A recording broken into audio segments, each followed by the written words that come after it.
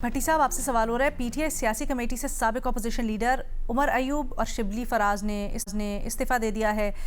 पूछा यह जा रहा है कि 8 फरवरी के एहतजाज से पहले पार्टी में जो मजीद टूट फूट है स्ट्रीट मूवमेंट पर क्या असरात डालेगी। सर, मेरा भी सवाल सुन लें, इसके साथ ही आप जवाब दे दीजिएगा। वजह क्या है इस्तीफ़ा देने की इन दोनों की? मैडम शेख, वजह फैसलाबाद इंसदाद दहशतगर्दी केस जिसमें उनको 10-10 साल की सज़ाएं हो चुकी, बल्कि अब तो मेरे ख्याल से 2 और केसों में इन दोनों को भी हो चुकी हैं, या एक केस में इन दोनों को सज़ाएं हो चुकी हैं।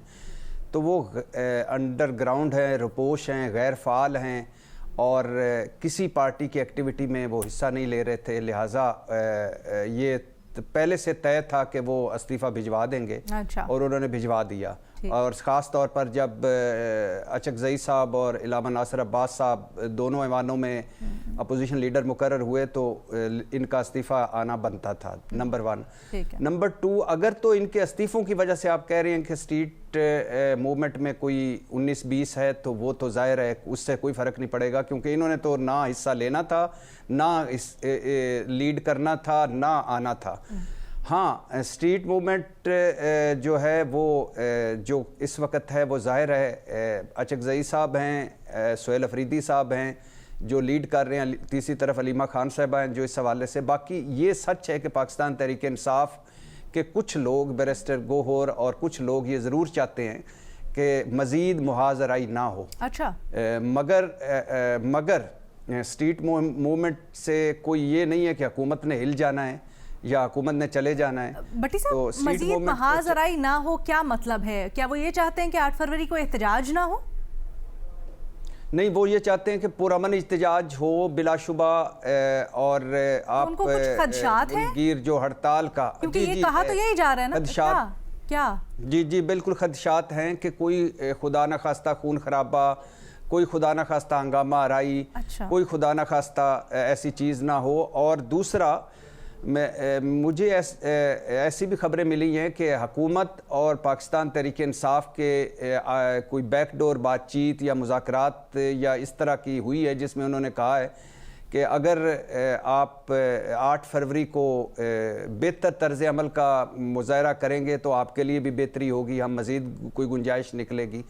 तो इस तरह की भी चीज़ें हो रही हैं। लेकिन स्ट्रीट मूवमेंट ज़ाहिर है मैडम शेख, वो कोई मुज़ाकरात किससे हुए हैं, क्या मतलब, और कहा क्या गया है? 8 फरवरी का एहतजाज कॉल ऑफ करने का कहा गया है? नहीं, हुकूमत की तो यही ख्वाहिश है कि ना हो।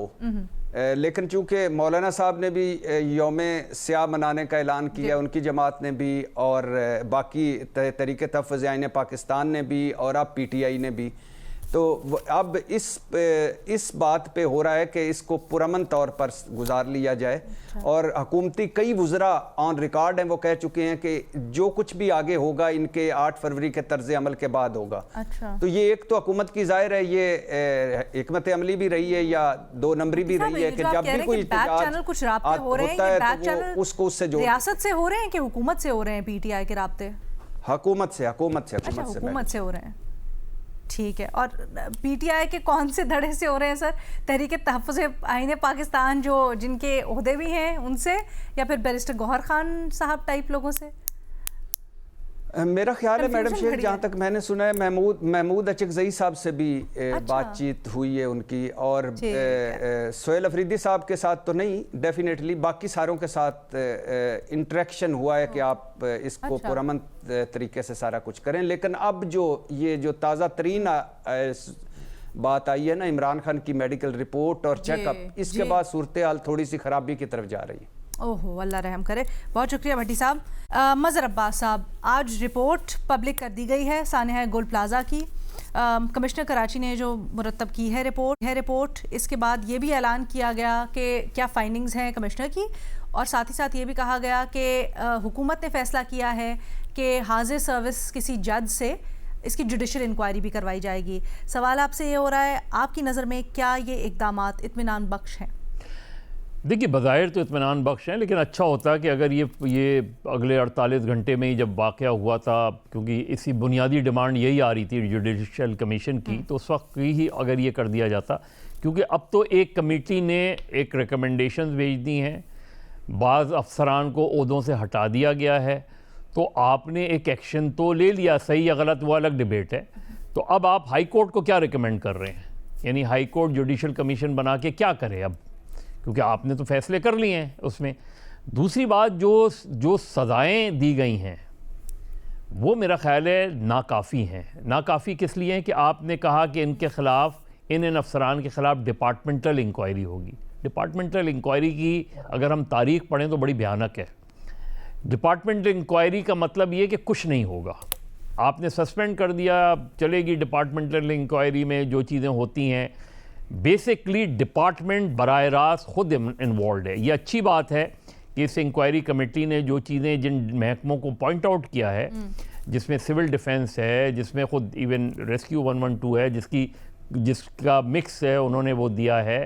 फिर और दीगर जो डिपार्टमेंट्स हैं, चाहे वो लेबर इंस्पेक्टर्स हों, लेकिन ये नाअहली का मुंह बोलता सबूत है। खुद इंक्वायरी रिपोर्ट जो बता रही है कि इतनी नाअहली थी इन डिपार्टमेंट्स की, तो अब इनके ख़िलाफ़ तो क्योंकि लोग मरे गए हैं, कोई 70 से ज़्यादा लोग मारे गए हैं, आप सिर्फ डिपार्टमेंटल इंक्वायरी करेंगे? ये क्रिमिनल ऑफेंस है, ये क्राइम कमिट हुआ है।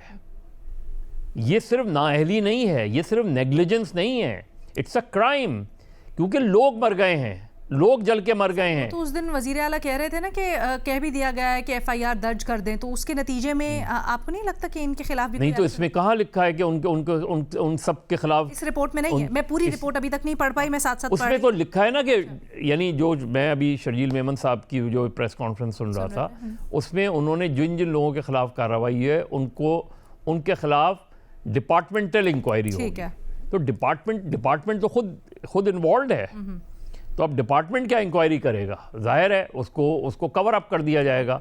इनके खिलाफ बाकायदा जो ख़ास तौर पे जो मेन इसके कैरेक्टर्स हैं, उनके खिलाफ क्रिमिनल ऑफेंस होना चाहिए, इसको क्रिमिनल ऑफेंस के तौर पे देखना चाहिए। बहरहाल ये अच्छा इक़दाम है कि उन्होंने chief justice of Sindh high court को रिकमेंड किया है कि इस पे जुडिशल कमीशन बनाया जाए। नहीं, वो एक मिनट सर, माजरत, एक तरफ आप कह रहे हैं कि ये अजीब सी आपको इससे बिला मंतक समझ लगता है कि एक तरफ एक्शन ले लिया गया, अब आपने जुडिशल के लिए भेज दिया इसको, जुडिशल इंक्वायरी में क्या आएगा सामने, तो मकसद क्या? नहीं, उसमें बेसिकली जो ये डिपेंड करता है, देखिए टर्म्स ऑफ रेफरेंस जो है वो तो ज़ाहिर है कोर्ट ऑफ इंक्वायरी के तहत ये हो, कमीशन ऑफ इंक्वायरी के तहत होगी इंक्वायरी, सही है। लेकिन ज़ाहिर है chief justice of Sindh high court को जब आपने ख़त लिखा है तो chief justice of Sindh high court इसका दायरा बढ़ा सकते हैं। इसमें फिर हो सकता है कि वो वज़ीर बल्दियात को भी बुलाए, क्योंकि इसमें इस इंक्वायरी रिपोर्ट में उन्होंने कन्फाइंड नहीं किया सिर्फ इस वाक़े को, उन्होंने उससे लिंक किया कि जब ये गुल प्लाजा का NOC दिया गया सिंध बिल्डिंग कंट्रोल अथॉरिटी, तो ये बहुत वास्ट है और इसे होना चाहिए। लेकिन असल चीज़ ये है कि इसकी पूरी अगर कमीशन की इंक्वायरी हो तो उसमें ना सिर्फ उसकी रिकमेंडेशंस को बल्कि उन लोगों के ख़िलाफ़ सख्त तरीन कार्रवाई होनी चाहिए, क्योंकि आफ्टर ऑल ये हमारी तारीख़ का बहुत भयानक वाक़या है। और क्योंकि इसमें 70 से ज़्यादा लोग मारे गए हैं, तो इस वाक़े को सिर्फ एक नॉर्मल इंक्वायरी के तहत नहीं होना चाहिए। लेकिन ये अच्छा हुआ कि प्रॉम्प्टली सिंध गवर्नमेंट ने कम से कम ये किया। लेकिन जिस तरह मैंने कहा कि अगर नहीं, जुडिशल कमीशन की बात नहीं कर रहा, जो भी उन्होंने, मैं कह रही हूं जुडिशल कमीशन के लिए भी आपको लगता है कि वो टाइम बार करना चाहिए इसको?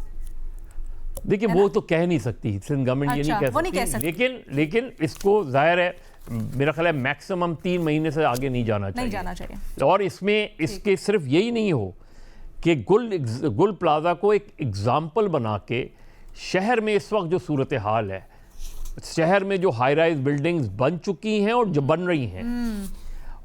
रही हैं उनके बारे में क्योंकि फिर ये जिम्मेदारी आयद की जाए कि अगर इसके बाद ये वाक़यात होते हैं ऐसे, तो ये जो, क्योंकि वो फिर डायरेक्ट, क्योंकि ये सारे महकमे जो हैं ये प्रोविंशियल गवर्नमेंट के अंडर आते हैं, तो प्रोविंशियल गवर्नमेंट अपने आप को इन चीज़ों से बरीज़ुमा नहीं कर सकती। इसको टेस्ट केस बनाए और आगे इस तरह, बिल्कुल सही।